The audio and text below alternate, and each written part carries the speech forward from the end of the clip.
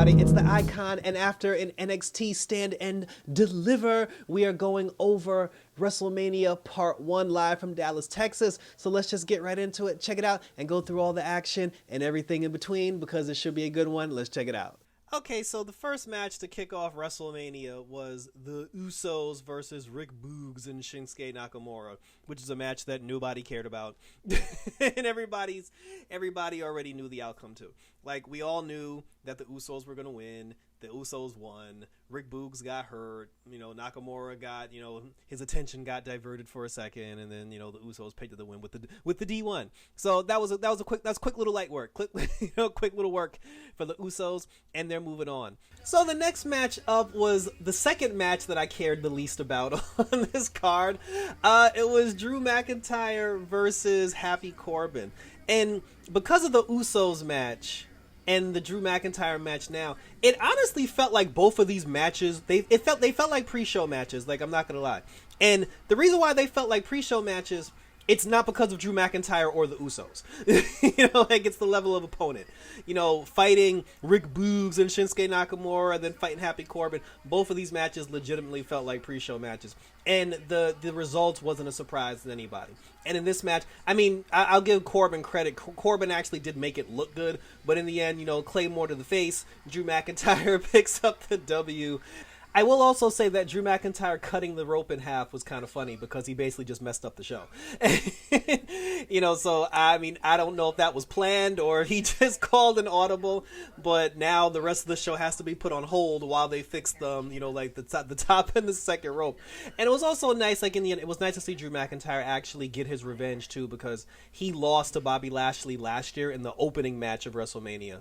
So to see him get his revenge here and actually get a win back at WrestleMania after being a former two-time WWE champion was very cool. But again, hats off to Drew McIntyre, and like I said, hopefully now the feud between him and Corbin is over with, and he can fight someone new and fight someone fresh and have a better feud going when we resume on SmackDown on Friday. Okay, so the third match was a match that I didn't care about either, and this is actually good, because all the matches that I don't like, they're getting them out of the way, very quickly.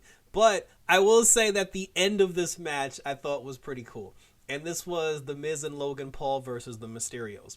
And I thought Logan Paul was going to be the one to get the pinfall victory, but there was a moment where both Mysterios had got Logan Paul in the position for the 619, and while he was laying draped over the ropes, the Miz actually came out of nowhere and snuck in the tag. So then when the Mysterios hit him with the frog splash, hit him with the 619, and then Dominic came up with the frog splash, and then Ray went to hit him with the frog splash, then the Miz came in, body slammed Dominic on top of Ray, picked up Ray for the Skull Crusher finale, pinned him, and the Miz got the pin to get the 1-2-3. So the Miz and Logan Paul actually picked up the victory at WrestleMania, which I thought was hilarious. And again, from the beginning, I honestly didn't care about this match, but I got to give credit where credit's due. That ending, the finish was actually pretty damn cool. So, kudos to Logan Paul, because at least Logan Paul looks like an athlete. He looks like a wrestler. He doesn't look like some random flabby celebrity. He looks like he's supposed to be there. And I said, the celebrities usually get the W anyway, and the Mysterio family ain't going nowhere. Ain't nothing going on with them.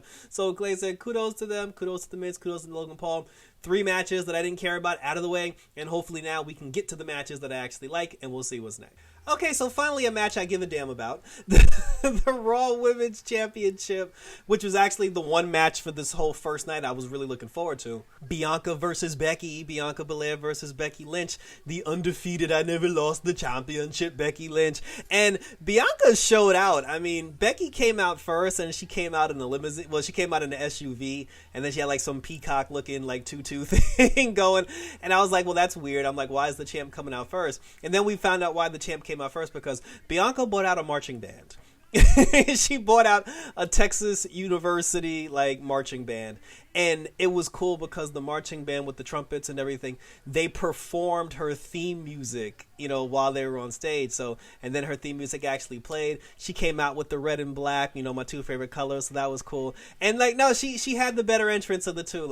Becky was looking pissed the whole time. She was looking like, this bitch outdid my entrance. And then but the way they played the matchup was that it was almost like Bianca couldn't get out of the gate. Like every time Bianca tried to get her offense going, Becky always had a counter. Becky always had a move for her. Becky always had something in reserve. Like Bianca could never really get out of the stable. The hair came into play for Becky because Becky kept cheating and pulling the hair. But in the end, with a lot of back and forth, with a lot of kickouts, a lot of necessary, like necessary moves, for both of them, it turned into the end. Becky, I think she tried to go for a manhandle slam off the top rope, off the second rope, and then Bianca actually backflipped off the second rope. Becky went for a clothesline. Bianca ducked, and then when Bianca ducked the clothesline, she grabbed it from behind, caught her with a wicked KOD, and put her out for the count, and got the 1, 2, 3. And there was this one dude in the front row with a man T-shirt that was hating, but you can't hate on the EST because Bianca Belair is the new Raw Women's Champion. The storyline, because we rarely get storylines in WWE, the storyline of Bianca losing the title in 26 seconds has finally come to an end. Becky's undefeated streak since the pandemic has finally come to an end, and now Bianca Belair has solidified herself as one of the top legitimate contenders in WWE. I mean, if we're talking top 5, you're talking, Sasha Banks, you're talking Becky Lynch, you're talking Bayley, you're talking Charlotte Flair, and you got to put Bianca 5 now in that category because she won the championship from Sasha Banks at WrestleMania last year. She won the championship from Becky Lynch at WrestleMania this year. She beat Bayley like 50 million times over when she first came in. All she got to do now is just beat Charlotte. And, like, once she beats Charlotte, then you can't say nothing to her. But at this point, Bianca Belair, she's top 5 right now. Like, where you want to put her in the top 5 is up to you. But like I said, right now, Bianca Belair's top 5. I'm happy for it. Congrats to the EST. And we're moving on to the next match. Although, for me, this was the main event. The next matchup, which was a surprise to nobody, it was the Seth Rollins match with the returning Cody Rhodes. Big surprise. But for some reason, although we all knew it was coming and we all knew that it was going to happen, it was still really cool to see it when it actually took place and it happened. I was actually really excited when it legitimately happened. And he looks good. He looks way bigger in WWE than he does in AEW for some reason. I'm not sure why. And the neck tattoo still looks weird. It would have been nice if it was on his back instead of like on the side of his neck. But Cody looked good. Like I said, he came out, he looked like a star. Like he looked like a superstar. I was very disappointed that Brandy wasn't there. I would have liked to have seen Brandy. Hopefully when Cody turns heel, which will eventually happen, we'll get Brandy at some point later on down the line. But for what it was, this was a damn good match. And the two of them basically took over the Triple H spot, which is like whenever Triple H has a match at WrestleMania, Triple H usually has like, he usually has like 30 minutes or like 40 minutes. He has like the longest spot, the longest match of anybody in a WrestleMania card. And in this particular one, they took the Triple H spot. So the two of them had like the really long match. They had like the longest match on the card. And they said, but they deserved it though, because they beat the shit out of each other. They beat the piss out of each other. They hit each other with everything under the sun, including the kitchen sink. They teased some AEW stuff. They teased some pedigree, some other stuff. But then in the end, after 3 crossroads and a dream shuffle with a bionic elbow, Cody Rhodes was able to get the pinfall victory over Seth Rollins like we all knew he would. But it wasn't for like lack of trying. Like Seth Rollins put up a damn good fight. And if the two of them have one more match, I wouldn't mind seeing it because this one was really good. But now that Cody's officially on the roster, welcome home, young Mr. Rhodes. And I look forward to seeing what you're going to do this coming Monday on Monday Night Raw. Honestly, I hate Charlotte Flair. I legitimately hate Charlotte. Charlotte get on my damn nerves. And, like, the cheating and the cheating and the cheating.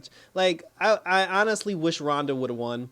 And I understand if Ronda would have won, there's probably maybe 4 people on the entire roster that could legitimately beat her in a legitimate fight. And she's probably taking time off for whatever reason because she was just trying to, like, fill out her, finish her contract or whatever the case would be. But for the love of God, I'm sick of Charlotte. So, basically, Charlotte cheated. The referee got knocked out, had his back turned or whatever. And then while the referee had his back turned, Charlotte came out of nowhere, booted Ronda in the face, and Charlotte picked up the 1-2-3 victory, and Charlotte won at WrestleMania, and I honestly don't care. I don't have anything to say. I honestly, I truly just don't care. So we are moving on to hopefully whatever comes next, which I think we're up to the Stone Cold versus Kevin Owens situation. So finally, to get the taste of that horrible SmackDown Women's title match out of our mouths, we got the KO show featuring Stone Cold Steve Austin, and his entrance went on for an hour. And it was cool.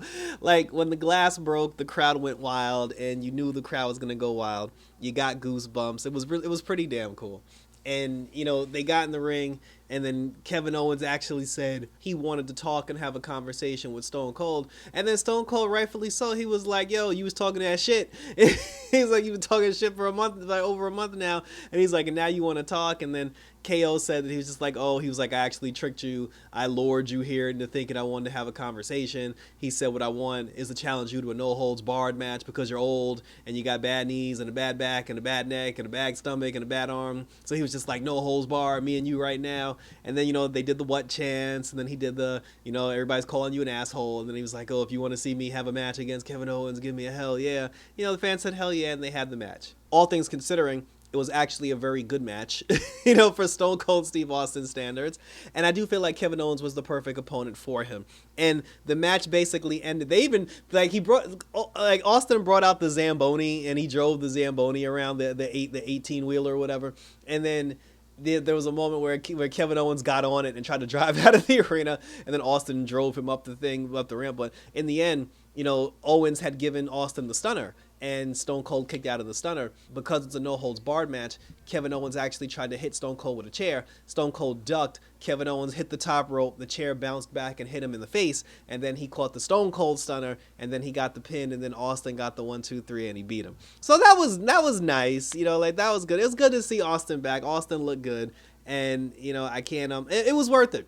First we thought we were going to get a match, then we thought we were just going to get the KO show, and then we ended up getting both. We got the KO show, and then we got a match out of it, an actual, pinfall match where, Stone Cold Steve Austin got the 1, 2, 3, so he avenged the loss he took at The Rock at WrestleMania 19, and I said it was cool to see him back, give me a hell yeah, and we're riding off into the sunset. So that was it, everybody. That was my review for night 1 of WrestleMania. The highlights of night 1, the first 3 matches were bad. The highlight of the first, it was the Bianca Belair match, it was the Austin Owens, and then it was definitely the Seth Rollins and the Cody Rhodes. Everything else really wasn't that good. So, but we'll see if night 2 can stack up, because I'm looking forward to the New Day match, and I'm also looking forward to the Bobby Lashley match and the women's tag match, because I want to see Sasha Banks and Naomi. So that was it. So check me out on Twitter, check me out on Instagram, hit me up on YouTube as well. Like and subscribe to my YouTube channel if you haven't already. Hit the notification bell. I got a ton of stuff. I uploaded 5-6 videos today on my YouTube channel alone.